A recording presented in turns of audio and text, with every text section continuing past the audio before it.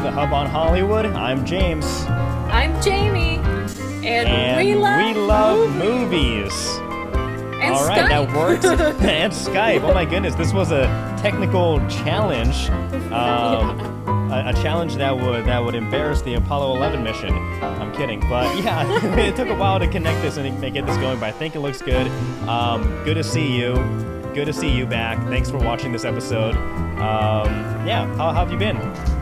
Wunderbar.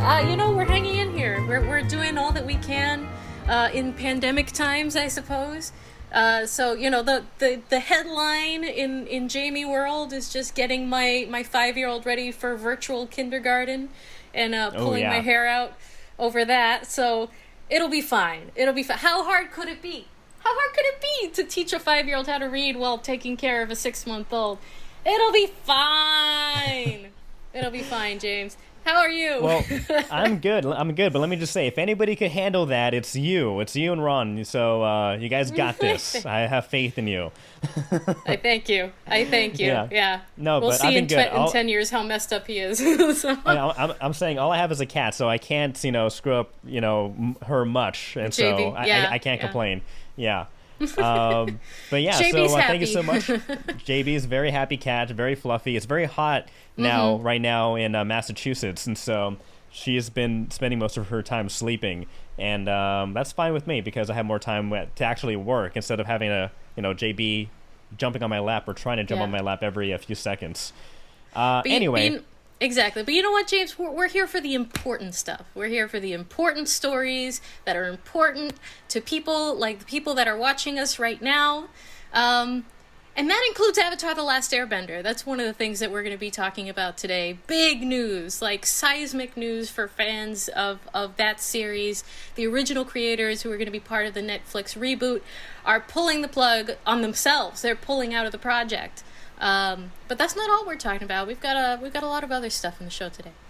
Yeah, also on this show, AMC, again, we've been talking about AMC for the past couple months already, their tumultuous journey through this pandemic. Well, they say that starting next week Thursday, that they will begin opening up movie theaters once again all across the country, including here in Massachusetts in the Boston region. So we will be talking about those details and how they plan to reopen and whether people will start going to movie theaters once again. Also, a little bit of news about Mulan and Disney Plus. Mulan coming to premium video on demand. Is it a good decision? Will this have a big impact on how people will watch movies before they hit the movie theater? We'll find out. But first, again, thank you so much for tuning into this week's episode. If you are not subscribed to us on YouTube, please do. Please like, please comment down below, join the conversation. Every like and share helps. You can also watch us on our Facebook page at The Hub on Hollywood. We're also on the social medias at Hub on Hollywood on Twitter, on Instagram, and you can listen to us everywhere, anywhere you get your podcasts. And so, thank you so much for tuning in. Just search The Hub on Hollywood, or just Hub on Hollywood. You don't need just Hub on Hollywood, and you'll find us anywhere. Join in the conversation, have fun with us. We're having fun. We're having a blast. And you know what you can do to have fun if you are in the New England region? Castings are picking back up, James. This is so exciting because this year was slated to be like the biggest year yet as far as films and television shows that were shooting in our area. Obviously, everything got put on hold with the coronavirus, but now things are coming back, and that's really exciting. So we've got a few castings here for you. Starting with CP Casting. From CP Casting, they are looking for Korean actors, 18 plus, for a feature film. So they're looking for Korean actors, male or female, over 18, for speaking roles in a feature film that is shooting in Massachusetts in late October. Not sure exactly what the project is yet, but if that sounds like you, Korean actors, men, women, over 18, you're going to want to email a headshot and a resume to idahosubmission@gmail.com, singular. So Idaho, like the state, submission@gmail.com for that one. And do you have a puppy? Do you have a fluffy little friend like James does? This is a cool one. This is a really cool one. Yeah. So I guess Boston Casting is looking for bull terriers for a photo shoot. That is just super cute. So do you have a bull terrier? Is it well trained? Is it comfortable wearing little doggy outfits? Then, and actually, I saw an update to this. And in addition to bull terriers, they are actually looking for Italian greyhounds, also bulldogs, Brussels Griffon smooths. I've never seen that I was gonna say horse, What? that dog before. They're also looking for toy poodles, whippets, Jack Russell Terriers, and golden doodles. And so that canine search has expanded. So oh my, any of those dogs, well, any of those dogs. Yeah. If any of those dogs are your dogs and they love wearing little doggy outfits, then you're going to want to submit a video of your dog doing a trick, showing off his little doggy apparel, to pets at bostoncasting.com. So pets at bostoncasting.com, with a photo of your dog, the type of dog, your contact information, and a little video of them playing around and doing, just cute things, just cute little doggy things. And it has to be well trained, and as you mentioned, comfortable with wearing clothes. And so I'm sure a lot of people already dress up their pets. So I'm sure there are already a lot of pets with this experience built in. I think they'll be fine. Yeah, I think there's been a lot, maybe extra dressing up going on during the pandemic with, the dog moms and dads stuck at home and doing happy fun things. So that's great. You have to pass time somehow. Exactly. Look, this is a sidebar, but I was the kind of mom, I'm like, I'm not going to put my daughter in, like, super pink cutesy things. Like, I'm not going to force gender roles on her or whatever. And I've been so cooped up. I'm like, let's find all of the cutest things imaginable, put everything on her, and take a million pictures because, whatever, it's happy, it's cute, Do it now because she can't resist. She can't say no. And so those pictures are going to look great in 20 years. It's a very small window that you can get away with putting whatever you want on them. So, yeah, it's a good opportunity to take advantage of that. Speaking of families, James, so also Boston Casting, looking for real families with parents in their 30s and 40s, children between the ages of 1 and 7, for a print opportunity. So it's like a print ad, non-union only, otherwise I would have submitted for this already. It pays $1,000 per adult and $800 per child. So that's a pretty good one. So non-union families, parents in their 30s and 40s, children between the ages of 1 and 7, shoots August 26, 27, or 28. You have to be available all 3 days. And you're going to want to submit to Boston Casting Submit at gmail.com with a family photo, names and ages, and your contact information. So that's a really fun one. So I hope those are really good castings, all of them, really. So I hope people take advantage of those opportunities. Yeah, and get a good paycheck, too. Yeah. Some really great ones there. So go for it. And do you have a lot? I see one more, looking for small business owners. Did you see this one for this major credit card commercial? So I guess they're shooting sometime between August and November. Casting notice, they're looking for owners or co-owners who are also credit card holders. They're looking for a local brick and mortar business. And so they're asking you to send your name, your small company's name as well, how you got started. Also send your pictures of yourself, your business, social media links, and all that contact information. You can send that to casting4commercials@gmail.com. And so, small business owners, Massachusetts and the Boston region.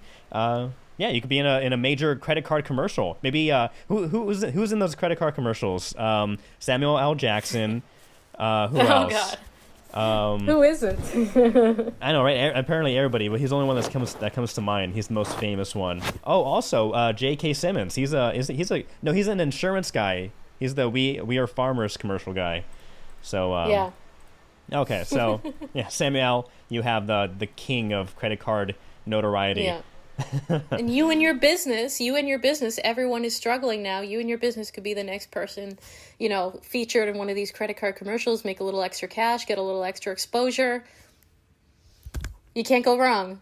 No, and speaking of credit cards, you're going to need a credit card to watch this new movie that's coming out on Disney Plus. It's not a part of the. I see what you did there. So So you were talking about, I guess, Mulan. Mulan, the movie, it has Yeah. been decided that it will not be coming out in theaters, or at least not in the United States at the moment. Yeah. And so it seems like it's coming out on premium video on demand, but not just anywhere, on Disney Plus, which may be confusing to people who think, I already have a subscription. I'm supposed to pay more for Mulan. Right. Can you do you know the details? Can you break that down? Like, how does that work? Yeah, so I mean, they've really been trying to get this movie into the theaters for a while, and it does not seem possible. And so we've talked a little bit before about how some films have already been going straight to video on demand and making bank. And I think that Disney is trying to recoup their losses here. And so they are sending Mulan straight to video on demand. And if you want to watch it at home with your friends and family, it is going to cost you $30. $30, not like the average like $10, $12, but a premium price of $30. So I think what Disney's trying to recoup here is not just, your one ticket, it's the price of the whole family. It is the price of the whole family watching this. So the question is, James, are you willing to pay that much money to watch this? I mean, obviously own it, but it's a really high premium price to pay up front to see this film. And then we don't know if further down the road, I think you were mentioning before, whether or not this will be available for free on Disney Plus anyway. We don't know what the time frame for that would be. But I have some thoughts on it just real quick. Would you pay that extra amount? See, for this movie, Mulan, I wouldn't pay $30. However, I am not opposed to paying $30 for another movie that I'm really excited to see or want to support. And I think the initial gut reaction of $30 for a movie that is technically only yours if you keep your Disney Plus subscription. But so I think that gut reaction of $30 may be a little hard to swallow. But then if you think about it, you did mention that this is for the whole family. So if you have a family of 4 or 5, or even just 3 people, that you're saving how much money? $60 going out to the movies, and on top of that, you're also buying foods or snacks and drinks. And so I don't think this is a bad thing. I kind of like Amazon Video's model, where if you buy the video or the movie, that's yours, and I believe you can download it. But for this, it appears that if you're tired of having Disney Plus, or if they eventually crank up the price and you want to unsubscribe for whatever reason, you no longer have access to Mulan, as opposed to other movies where if you buy it, you're able to download it and you can watch it again during your own time. This one, it doesn't seem like you're able to do that. Yeah, that's a little bit of a risk. Not that Disney Plus is all that expensive right now, but you're right. You don't know if At there's this going to moment, be yeah. at this moment, but you don't know if there will be price hikes in the future or whatnot, or for whatever reason you can't have a subscription. So yeah, that is a different aspect to it. For me, I'm really disappointed about this not being in the theaters. Maybe there's still a shot. We're going to talk about AMC opening up some of their theaters coming up, but I really, really wanted to see this one in the theaters. It looks gorgeous. It looks like, I have not been the biggest fan of live action remakes of classic Disney films, but Mulan looks badass. Mulan looks amazing. I was really looking forward to seeing this in the theater, so it might be something that we'll dish out the $30 so that we can own and watch it with the kids here at home. But I think that the people who created this film really deserve to not only make money off of it, but I think people who consume it, they're going to make their money. They're going to make their money. But I think we all deserve the cinematic experience with it, and I hope that we can still get that chance when all of this is over. So. Yeah, I agree. And, talking about the cinematic experience, Mulan and also Tenet, Christopher Nolan's Tenet movie, these two films, the original plan was for when they were going to be released in movie theaters, if a lot of people did show up to watch the movies, that was supposed to give the whole entire industry an indicator of how the movie industry is going to be doing. Are people going to be eager to go back to the movie theaters? And so everybody was kind of watching Mulan and Tenet to see how well they did, how well they performed, to see whether or not they can release more movies down the road. obviously with this being pulled and Mulan now coming to Disney Plus, you could still look at this as a test example, as Mulan is going to be offered to the public on this format, this format that you can buy on Disney Plus. If that does very well, does this give Disney the green light to release more movies like this, like Black Widow, the new Right. Scarlett Johansson movie? That's also Disney property. And so if Mulan does very well, will they do Yeah. this with the rest of their movies, including Black Widow? Yeah.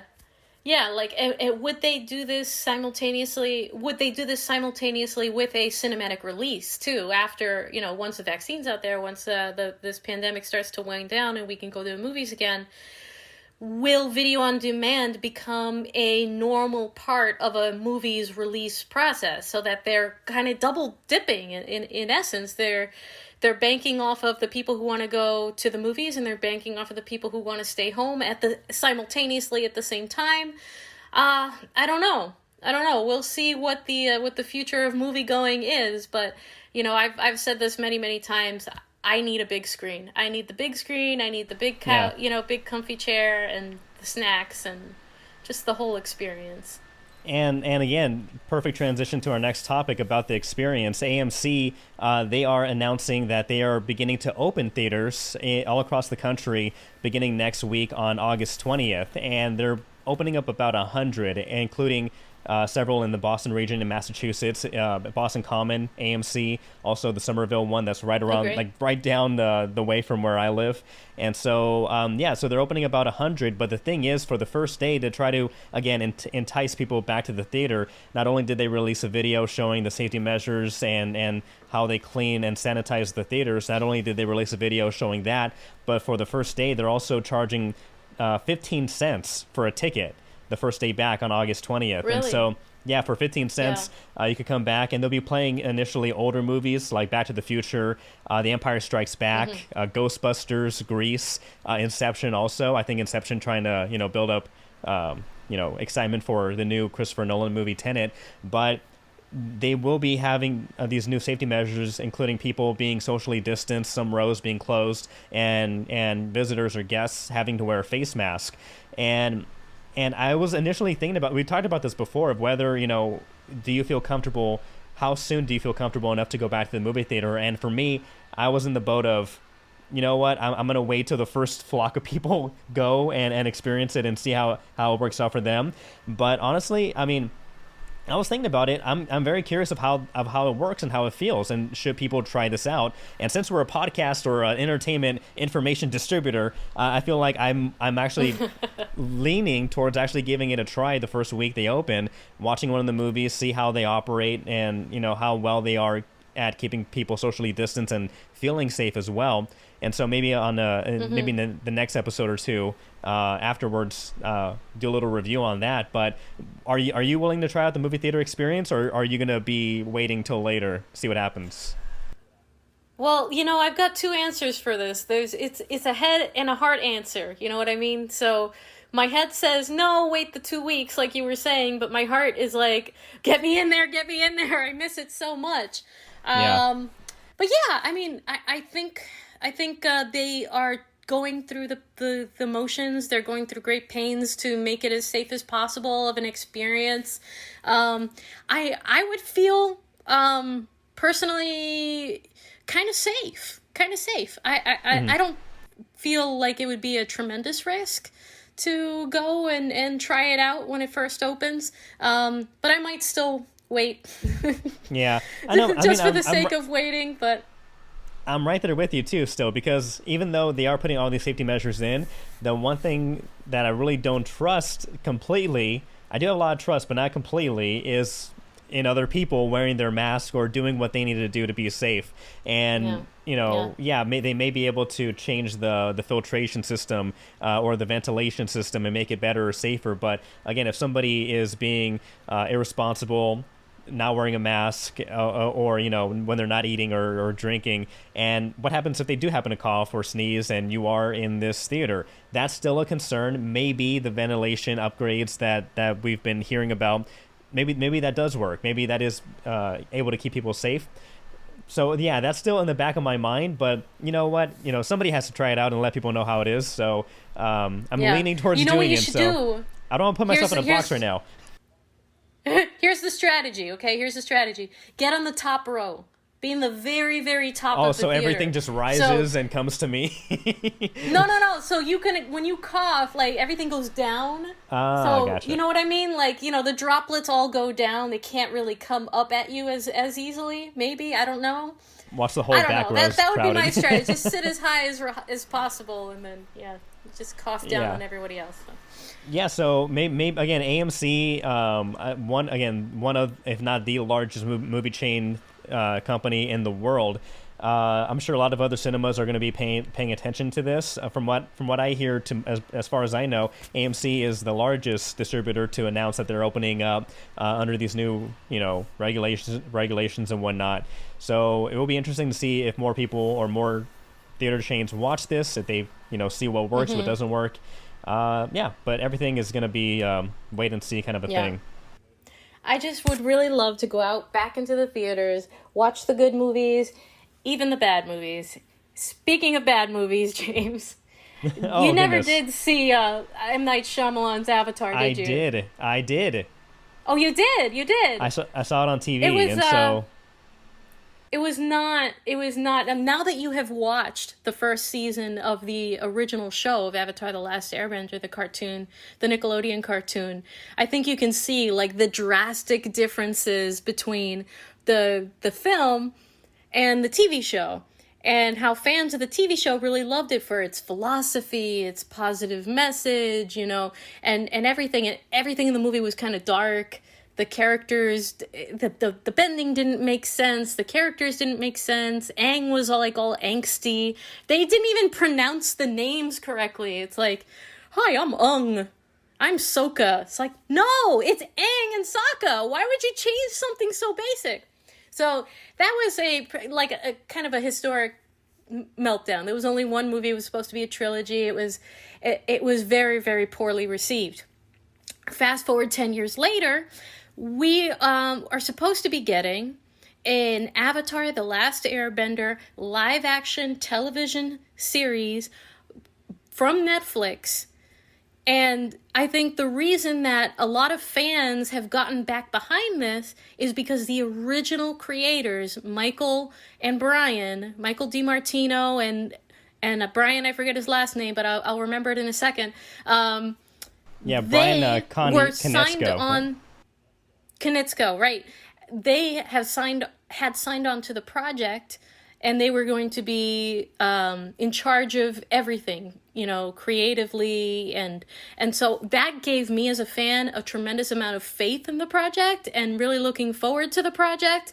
But now what we're hearing, James, is that the original creators of Avatar: The Last Airbender have pulled out of the project. And this is just kind of out of left field. We've talked a few times before about production delays when it comes to this project in particular. They were supposed to begin filming a number of times, and it kept getting pushed back, and then the coronavirus came, and so it had been delayed kind of not indefinitely, but at least until 2021, 2022. But now we are hearing from one of the creators that it is not going to be them. They are not going to be a part of it anymore. Kind of shocking fans that have been following the progress. And if you'd like, James, I'm going to just read a little bit of his letter to fans right now, because he touches on a lot of the philosophy from within the show. So this is from Michael DiMartino, an open letter to Avatar fans. He writes, many of you have been asking me for updates about the Avatar live-action Netflix series. I can finally tell you I'm no longer involved with the project. In June of this year, after 2 years of development work, Brian Konietzko and I have made the difficult decision to leave the production. When Brian and I signed on to the project in 2018, we were hired as executive producers and showrunners. In a joint announcement for the series, Netflix said that it was committed to honoring our vision for this retelling and to supporting us on creating the series. And we expressed how excited we were for the opportunity to be at the helm. Unfortunately, things did not go as we hoped. So, and he goes on to talk a little bit about how Netflix is not supporting their vision, and it was a very difficult decision. That it may or may not be a good project still, but for some reason, Netflix just was not supporting the creative decisions of Michael and Brian. I don't know why they would do this. What's your take? It's interesting too, because I know, I mean, from again, you never know what's really happening inside Netflix Industries, but from what I've heard, most creators have really liked working with Netflix because they are allowed to be given leniency, right. And they're able to get their actual dream and image onto what they want to make. And so from what I hear, they're really good with working with creators, and so it is kind of surprising that they're having this kind of feud, that they're butting heads. And it's also coming at a very weird time, because with Avatar: The Last Airbender series on Netflix now, it's been one of the most popular shows this year on Netflix. And so people are not only people who grew up with it and watched it originally in its first run, not only are they obviously very happy that it's on and they're watching it again, but the new generation, or even new people who didn't get to watch it, and now they're watching it for the first time. So it's coming at a weird time where fan reaction and fan praise is really high right now, and is very popular. And then to hear that Netflix is butting heads with the co-creators, or the co-creators aren't happy with what they're envisioning, it is kind of concerning. Yeah. And makes you think, will people tune in? So once the live action adaptation is created, will people tune in, or I don't know. Yeah, and if you think about it, James, I don't know, if you think about how poorly the movie was received, a decade ago, you would think that they would put their their unadulterated trust in the creators, in Michael and Brian. So I cannot fathom why they would not be doing that, why Netflix would not be doing that. The only thing that I can maybe think of is that I think a lot of people thought that Avatar was too intelligent, like it was too highbrow, like that the audience was not going to get the philosophy behind it, and the thoughtfulness and the slow pace of it. And that turned out not to be the case. I think Mark Hamill, who actually plays the Fire Lord Ozai. I don't know if you knew that. Oh, I didn't know that. Yes, he does. He does the Joker voice. He does a lot of animated voices. So he does Fire Lord Ozai. He's a very imposing and evil character, and he's just fabulous at it. Yeah, he's great absolutely fabulous. And Mark Hamill himself said that he thought that this was going to be too intelligent, that people weren't going to watch it, that they weren't going to, really get it. But, what I love about the show is that it does not, it doesn't do that to you. Like, it gives you it, and it doesn't undermine the intelligence of the viewer, even though this was made for children. It's definitely some very big ideals that are packed into it. So maybe Netflix thought it was going to be too highbrow. I don't know. Maybe they wanted a different story, because what Michael and Brian had said is that this is going to be a retelling of the first 3 seasons of Avatar: The Last Airbender without including any other supplemental materials. It was just going to be a straight retelling. Maybe Netflix wanted to tell new stories, more stories, expand on it more than Michael and Brian did. We don't know. So, I mean, they said, he writes in his letter, it might still be a good program, but it's not going to be their vision. So he's kind of washing his hands of it. He's like, if it sucks, and it's not my fault. And there was something else interesting that he wrote, James, and he wrote, I started to reevaluate what is truly important in my life and what I wanted to do with what's left of it. That wording to me was a little strange, and it makes me a little bit worried for his health, frankly. I don't know if you read into it that way. I mean, and also we are in the middle of a pandemic, and so it does make you think about normal things that you don't take for or that you do take for granted, that you don't appreciate. So maybe that, I mean, for sure that does sound like very grim and kind of weird phrasing, but we are all in a weird time, in a weird grim situation, and so Yes, yeah, yeah. I mean that's I guess a story for another time, I guess, and hopefully nothing bad. So because again, they're great creators, No. and so if they're able to maybe now retell a story that was already perfectly told, maybe this gives them the opportunity to try something new, and if they do collaborate again and make something, then I have high hopes that it's going to be great. Again, I just finished season 3 this past week, and it's an amazing show. It's an amazing show for a reason. Everyone says it for a reason, and the ending was superb. And so if they're able to make new stuff and have the freedom to create their vision, I'm all for that. So if this is holding them back, then so be it. Yeah, so I'm really leery now about watching this if it does, end up getting made all the way through and getting onto Netflix. I'm really leery now. I'm really all of my faith was in Michael and Brian. I don't know that anyone else can tell the story as well as they tell it. And that M. Night experience is just looming in the background there. So I don't know, man. And can I ask you really quick, because I haven't started this, but from what I hear, there's apparent controversy over Legend of Korra. I haven't started it. I want to watch it. Have you heard about this? I guess this rift, this divide in people liking it or not. No. I actually never got to watch Korra. I always wanted to, never found the time. Okay. Yeah, I heard apparently there's like this. There's it's splitting like The Last Jedi. It split a lot of people. So oh no, come on. I still plan to watch it, and so I just didn't know if you had heard about you that. How about you and I watch it? We'll get all caught up, and then we'll weigh in on this Star Wars rift going on in the Avatar universe. Okay. All right. And sounds good. I just kind of wanted to round out this discussion with the end of Michael DiMartino's letter to fans, where he writes, thankfully, Uncle Iroh offered some wisdom for this as well. Sometimes life is like this dark tunnel. You can't always see the light at the end of the tunnel, but if you just keep moving, you will come out to a better place. And I think that's great advice for all of us right now. Yeah, very wise man, very applicable to everybody.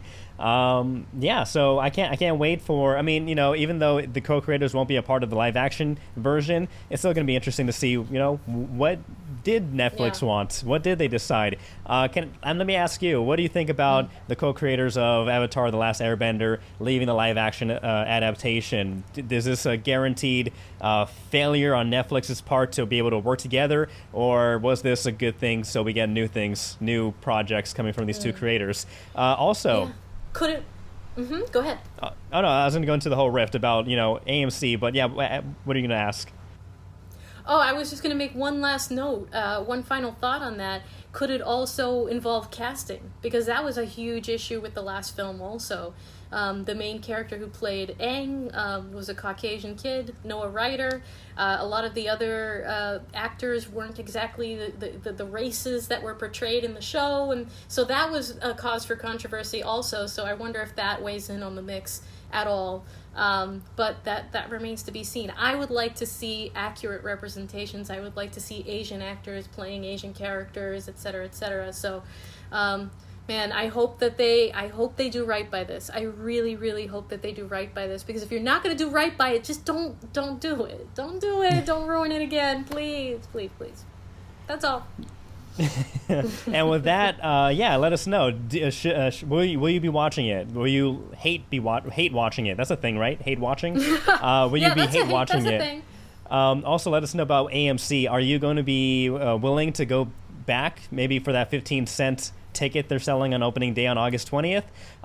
Should I go see it? Let me comment down below. Should I go and review the opening week of AMC to see how they're doing? Let us know. Also, casting calls, don't forget about that. If your family fits any of the descriptions that Jamie read, apply. If you know anybody that matches those descriptions, send them a link to this episode. Thank you for watching us on YouTube, on Facebook, also listening to us on any of the major podcasting streaming services. And Jamie, again, social media, they can catch us everywhere, or at least Twitter, pretty Instagram. much everywhere. The Hub on Hollywood, Google it, you'll find us.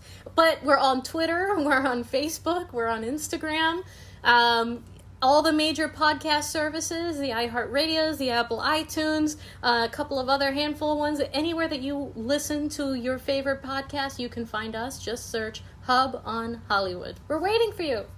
We'll be there. Well, yeah, for the Hub on Hollywood for this week, I'm James. I'm Jamie. We'll see you next time. Bye. Da-da-da-da-da.